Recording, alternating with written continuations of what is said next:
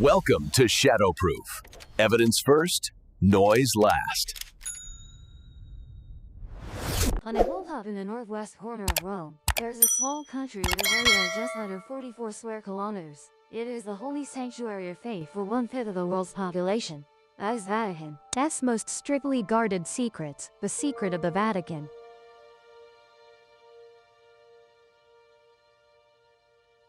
Secret.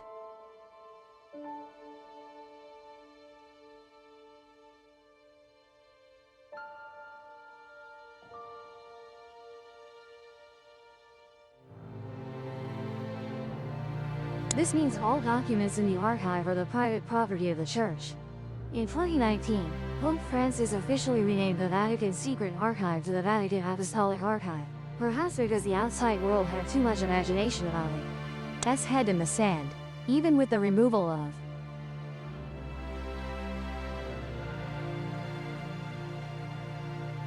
The archive was officially established in 1612 by Pope Paul V.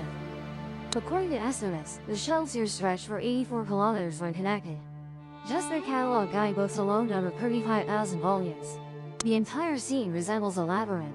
The shelves are filled with documents, historical records, Holy See documents, private letters of popes collected from all corners of the world over thousands of years.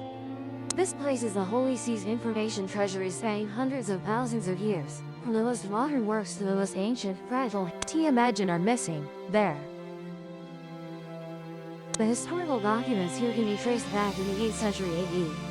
Every entrance to the archive has its own guards, but outsiders are prohibited from entering. Rather than calling this an archive, it would be more appropriate to call it a fortress. It wasn't until the end of the 19th century that Pope Leo XIII conditionally opened the archive to scholars. However, the registration process for visits is extremely strict. Applicants must have a bachelor's degree and also submit documents proving their research purpose and affiliated research institution. Each year, the Vatican only allows about 1,500 people and it's difficult to access documents. Each person can read it, but documents in the archive cannot be taken out of the reading room. Throughout the process, using phones is prohibited. No photography allowed, no eating or drinking. Moreover, any documents after 1939 are not available for. Being so strictly protected makes one wonder if the Holy See has secrets it doesn't want the public to know. Today, we share the story about the Vatican Document Archive. Item 3. We know that for today's Catholic believers, our Old and New Testaments consist of 73 books total. For Protestants, the Old and New Testaments has 66 books total. The Old and New Testaments of Eastern Orthodox churches has 78 books, and Catholicism, Eastern Orthodoxy, and Protestantism are collectively called Christianity. Followers of these three denominations are all Christians, all having the Bible as their scripture. Although their Bibles differ, the contents are mostly similar. That's interesting to know is that during early Christianity, doctrines circulated in different regions were completely different. Biblical content was also rich and diverse. To this day, books not collected and included in the Bible are called deuterocanonical or apocryphal books. Deuterocanonical books are works not entirely certain about, while their content usually doesn't harm orthodox theological meaning. Apocryphal books are considered heretical and superstitious. Currently known books considered apocryphal include Book of Enoch 1, Book of Enoch 2, Gospel of Thomas, Gospel of Philip. Many believe that in the Vatican Document Archive, hundreds of apocryphal books unknown to the outside world are still preserved. These apocryphal books, once made public, would cause great commotion. In 2000, Turkish police, while arresting a gang illegally trafficking antiquities, accidentally discovered a copy of an ancient Bible. It's known that this copy has 1,500 years of history, its external appearance no longer intact, showing signs of being easily. Currently, it's preserved at the Ankara Ethnography Museum in Turkey. What amazes people is its content. This book is called the Gospel of Barnabas. Some scholars believe he was one of the early disciples of Jesus. Therefore, this book is now also called by experts the Gospel of Barnabas. In the Acts of the Apostles in the New Testament, there are records about Barnabas. But the Gospel of Barnabas wasn't included in the official New Testament canon. The reason is probably because its content shakes the foundation of Christianity that has existed for thousands. First, the Gospel of Barnabas denies the divinity of Jesus.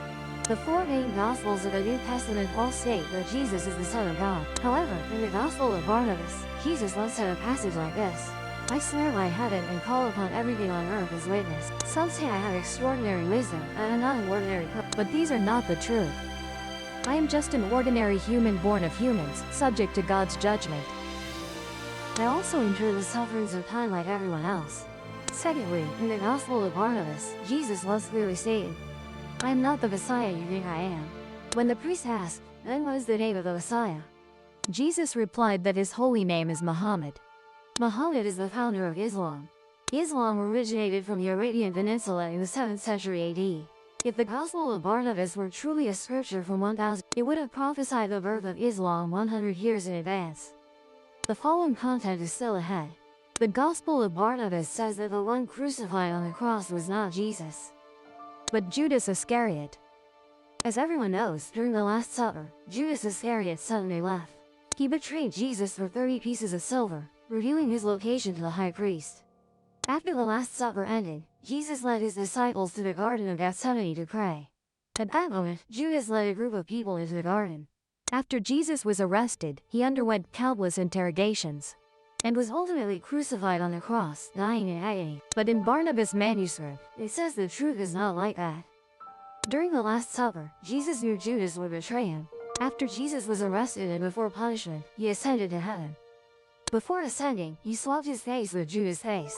Judas, after swapping faces, became extremely similar, to the point that the disciples and even Mary, Jesus' mother, did not recognize him.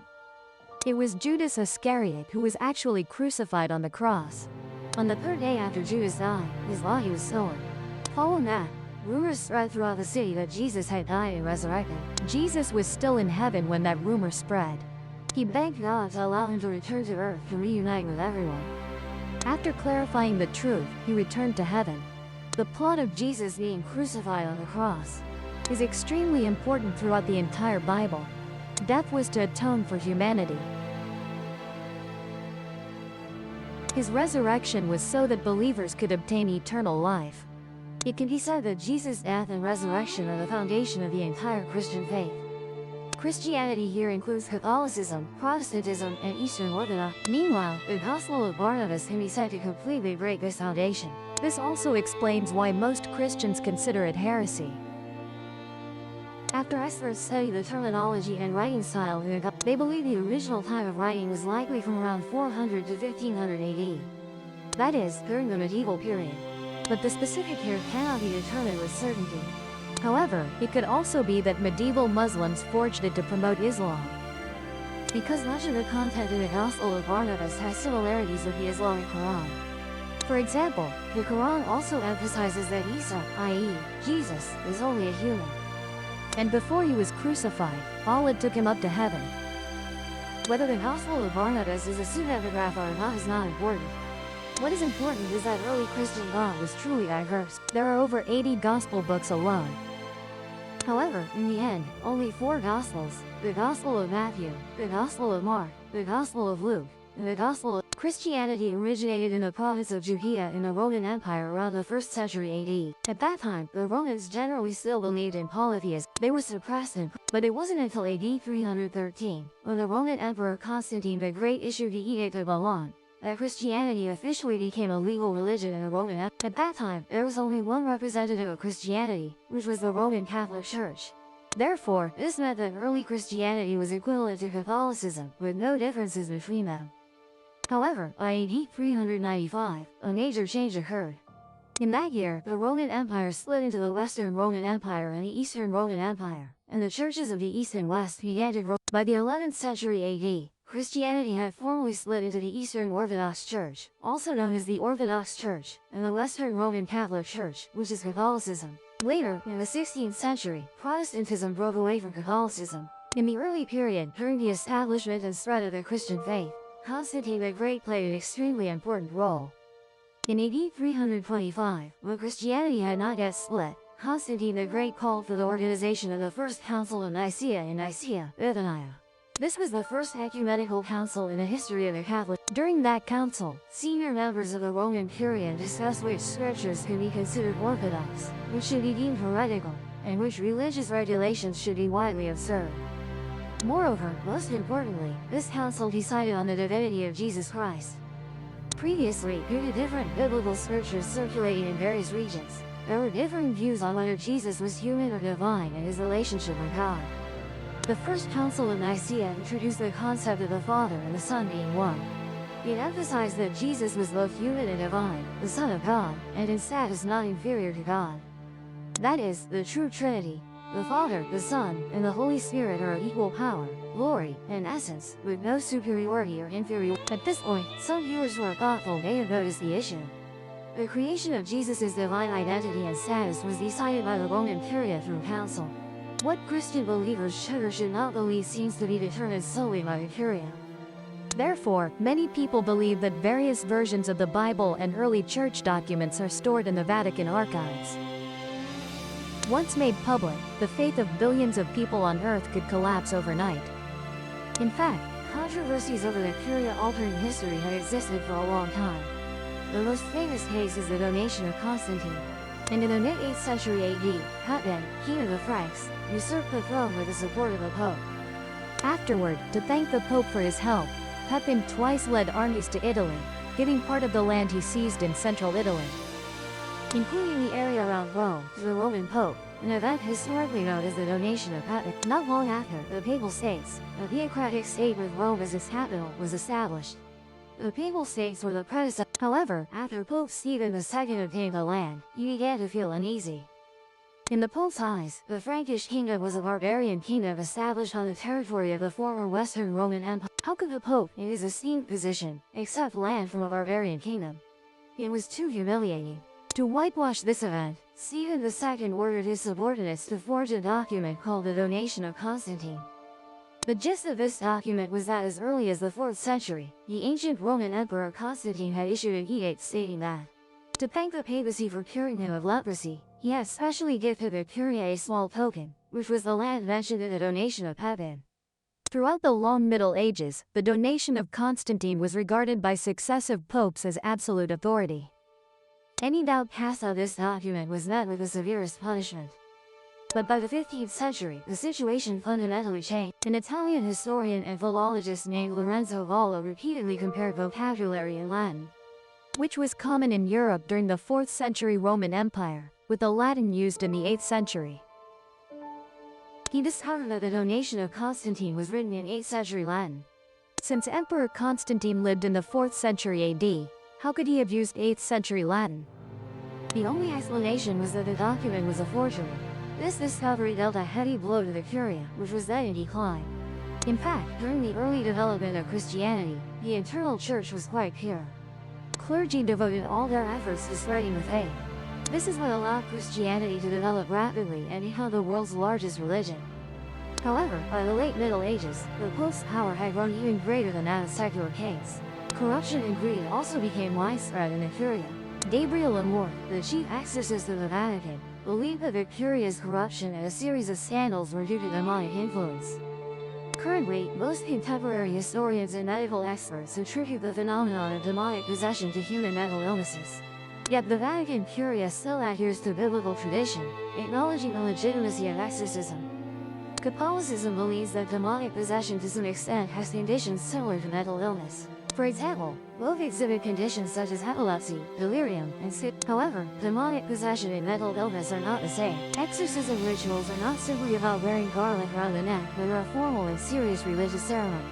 The Bible records many instances of Jesus performing exorcisms. The books of Matthew and Mark record that Jesus also gave all the power of exorcism to his disciples, so they too had that ability. On November 12, 2010, a report in the New York Times stated, bishops in the United States held an emergency meeting to discuss how to respond to the increasing number of exorcism requests. Bishop Thomas John Poprotsky, who organized the conference, not everyone who thinks they are possessed actually needs an exorcism, but we must be prepared because too few priests in the United States are trained to do it. Father Gabriel Amorth, known as the chief exorcist of the Roman Catholic Church. In his lifetime, he handled 60,000 cases of exorcism, both major and Amorth passed away in 2016. During his life, he once claimed that the devil was hiding right in the Vatican. So, do demons really exist? In the 18th century, an ancient book called Saint Graham Amorth was very popular in Europe. It is said to have been discovered by archaeologists in 1750 in a tomb in Jerusalem, seemingly the hiding place of King Solomon. The book's origin can be traced back to the early 13th century or even earlier. The book records the struggle between the church and Satan. Details about clergy being possessed by demons, methods and rituals for summoning demons. Once demons are summoned, the summoner can proceed to make deals with them. The author of the book is said to be Honorius. He was a mysterious figure from the Middle Ages who claimed to be possessed by Satan. Therefore, many say that the true author of Saint Bread of Worth is Satan himself. Of course, this book could also have been written by someone else, impersonating Honorius of Thebes. In the 18th century, when the book was published in France, it was sometimes called the Red Dragon Book. This easily leads many to associate it with a giant beast that appears on Judgment Day. As described in the book of Revelation, Revelation says that at that time, another strange phenomenon also occurred in the sea. Behold, a great red dragon with 7 heads and 10 horns. On its heads were 7 crowns, and its tail swept away a third of the stars in the sky and cast them to the earth. After entering the 20th century, this black magic book gradually disappeared from public view. Some say the reason the book disappeared is that basically, no one actually used it to summon demons. Therefore, it is a fake book. But others say that the Saint Bread of Worth copies circulating on the market are abridged and modified versions. The true original has been stored in the Vatican Archives and is not disclosed to the public. Does the Vatican really have the ability to summon demons? If so, what else related to supernatural powers is stored in the archives? A machine that can photograph the past has finally been invented.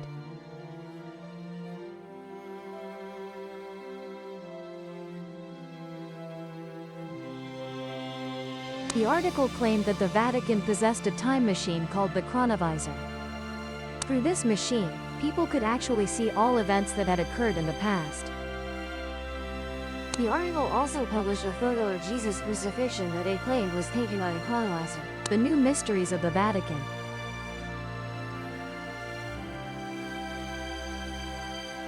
In it, Ron provided more detailed information about the time machine. He said that the inventor of the chronovisor was his friend, Father Pellegrino Ornetti of the Vatican.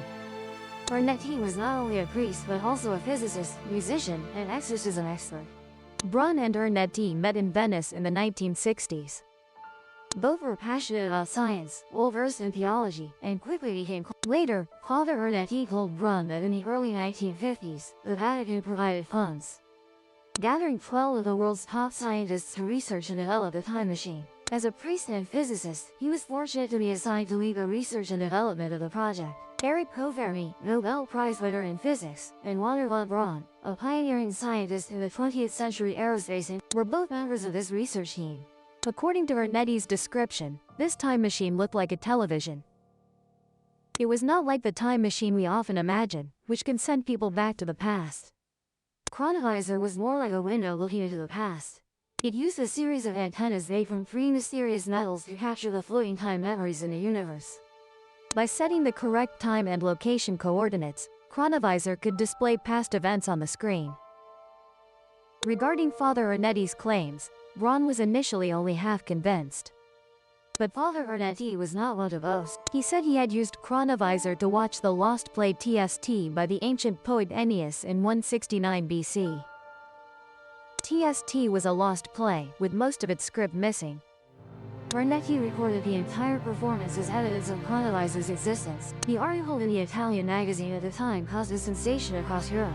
However, skeptics quickly discovered an issue.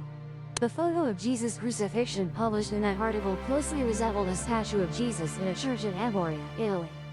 This cast a shadow over the credibility of the entire incident. Yet, this photo was not provided by Father Ornetti, but came from an anonymous source sent to the editorial. Until his death in 1994, Father Ornetti maintained that Chronovisor was real. He also mentioned that in the early 1990s, the Holy See had destroyed the machine, partly to prevent the machine from falling into the wrong hands.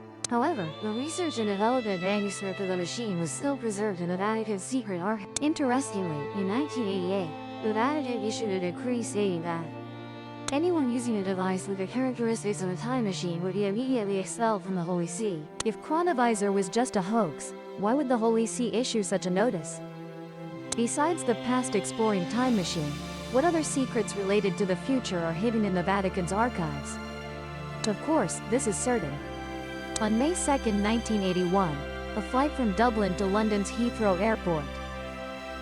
As the plane was approaching its destination, a 56-year-old Australian man named Lauren Downey suddenly rushed out. He was covered in flammable explosives, holding a lighter in one hand, and demanded the pilot fly the plane to Tehran or on. The pilot had no choice but to comply, but the plane did not have enough fuel. After negotiations, the plane was forced to land in Paris, France. Paris Special Forces quickly subdued the criminal Lauren. When asked why he hijacked the plane, everyone heard a tearful and laughable answer: to demand the Pope reveal the third secret of Fatima.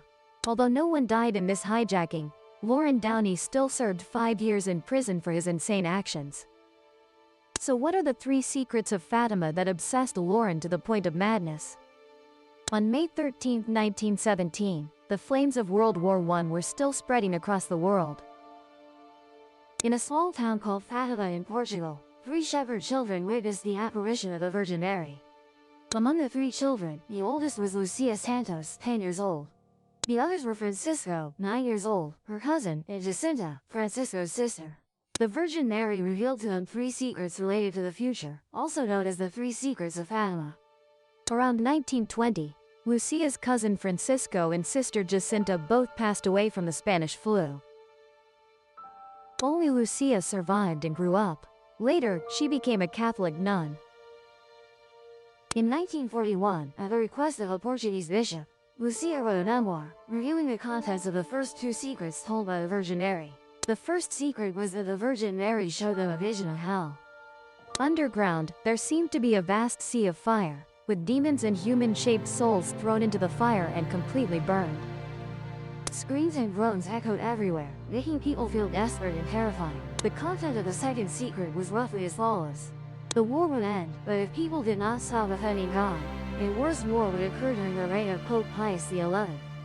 When we see a night illuminated by an unknown light, we should know that it is the great sign God gives us.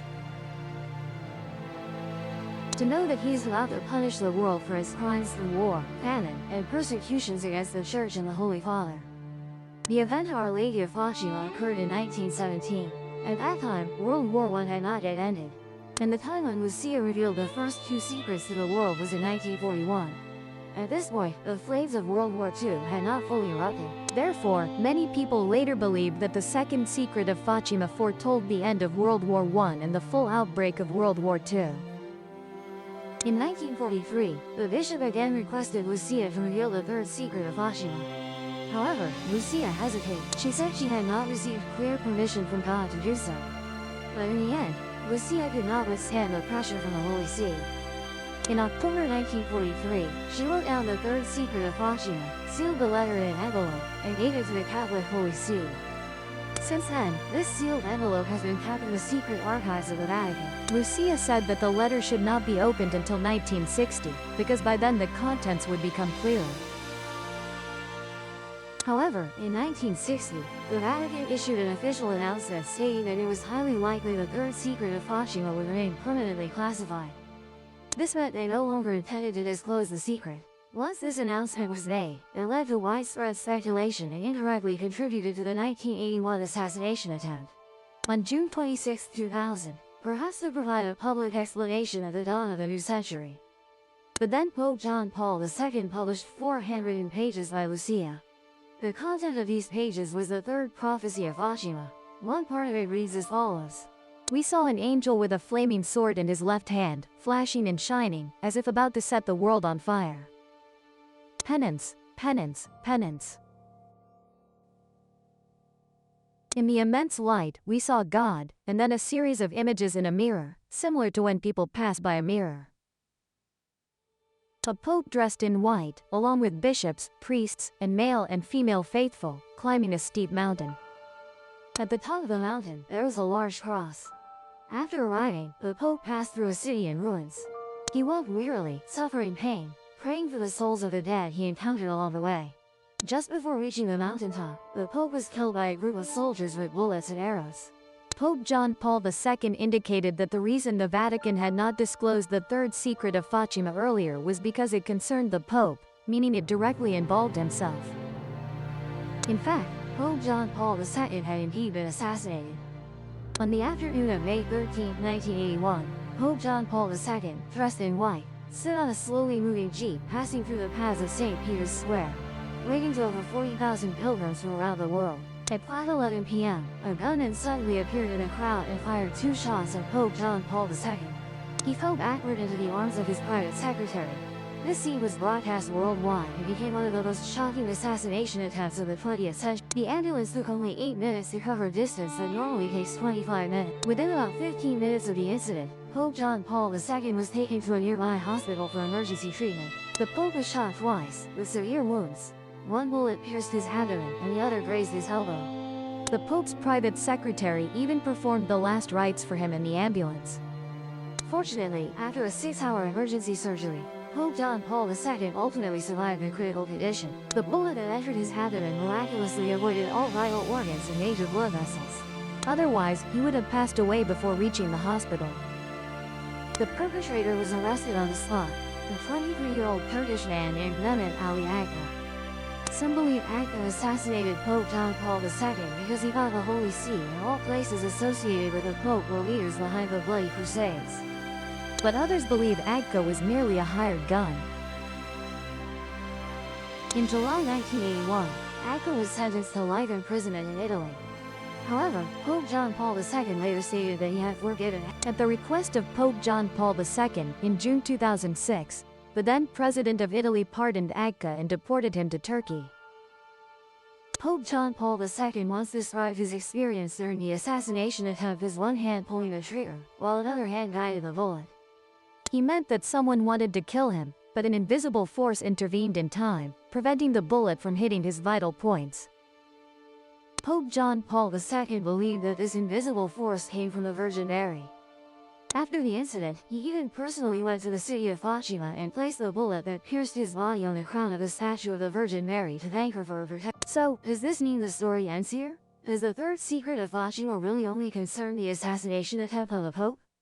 Many people believe the matter is not that simple.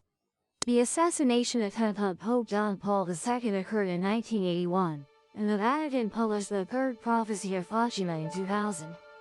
In the nearly 20 years in between, why did the Vatican keep this secret so tight? Some believe the answer is simple.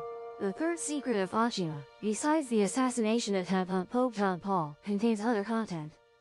After the death of Pope John Paul II in 2005, Cardinal Joseph Ratzinger became the next pope, that is, Pope Benedict XVI. In May 2010, while preaching in Fatima, Pope Benedict XVI said the following: "We all mistakenly thought that the mission of the Fatima prophecy had been completed." In 2020, Vatican Archbishop Maria Vergano made even more shocking statements in an interview. He said the third secret should have been revealed in 1960. But the then serving Pope, John XXIII, did not dare to confirm the words of the 3 shepherd children. He also did not want to bear the responsibility, so a campaign of concealment began. The third secret announced by the Vatican was clearly incomplete. It is worth pondering that, 1 year after the assassination attempt, Pope John Paul II once gave an interview to a German magazine. When speaking about the third secret of Fatima, he stated the following: "If there was secret information saying that the ocean would engulf all land on Earth in an instant, millions would die in the blink of an eye, and before such a disaster, we could do nothing." Then revealing this secret would actually be meaningless. Many people want to know the third secret of Fatima simply out of curiosity, but they forget that knowing also means responsibility.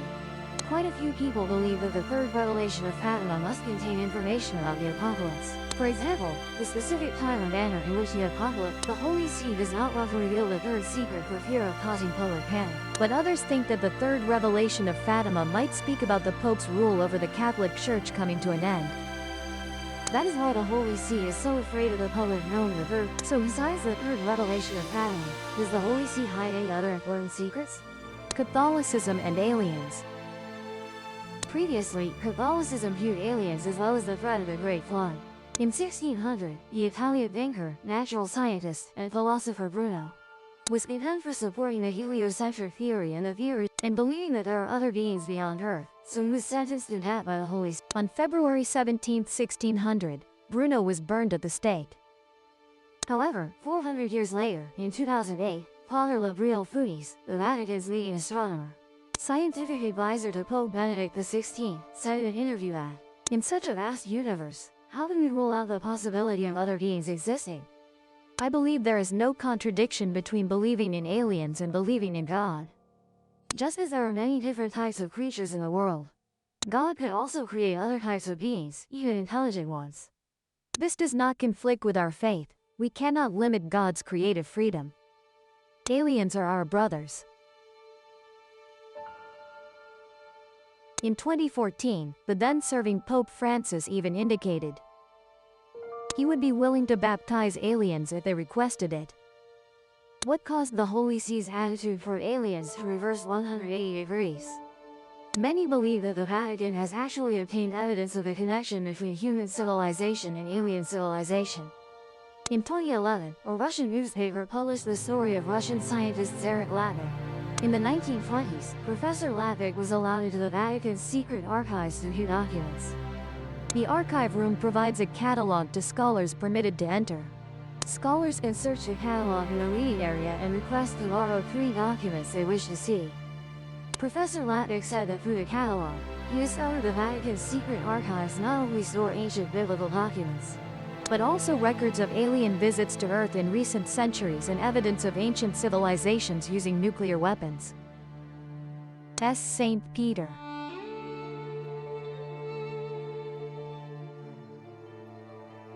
Some would say these are all sensational stories from unreliable tabloids. However, the following news deserves careful consideration. In 2009, the Vatican held the first international conference on astrobiology. Over 5 days, more than 30 leading scientists worldwide gave speeches at the Vatican on various topics, from microorganisms to planetary exploration and extraterrestrial civilization, the search for life beyond the solar system.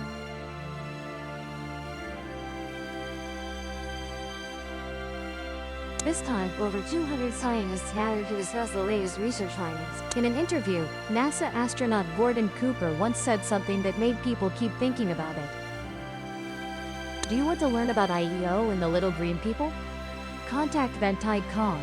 For many years, people have continuously debated what is actually contained in Vatican's archive.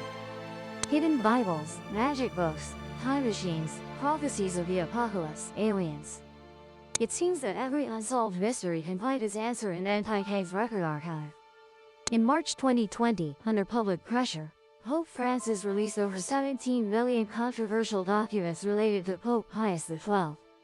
The Holy See has long been criticized for its close relationship with the Nazi German government and there were even accusations that Pope Pius XII turned a blind eye to the Jewish genocide during World War II, not daring to speak out to prevent this humanitarian. Finding historical truth from those over 17 million documents requires time. In August 2020, David Kurtzer, a history professor at Brown University, made a statement in an interview. Based on the documents he had read, Pope Pius XII indeed never publicly opposed Nazi oppression because he did not want to offend many German Catholic supporters of the Nazis. Pope Pius XII believed he should not take sides in the war, should not criticize any party, including the Nazis.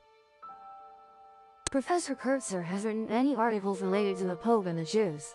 In 2015, Kurtzer even won the Pulitzer Prize for his book about the Pope at Mussolini. This is one of the most prestigious awards in American journal. After the current Pope Francis released documents related to Pope Pius XII, Kurtzer was one of the first people approved to read these records. Although Pope Francis released over 17 million documents from the Vatican Archives, this is just the tip of the iceberg among all the archived materials. I think that as long as the archives are not fully opened, speculation and controversy about the secrets the Vatican is hiding will not stop for even a day. If the proof convinced you, subscribe and open the next case.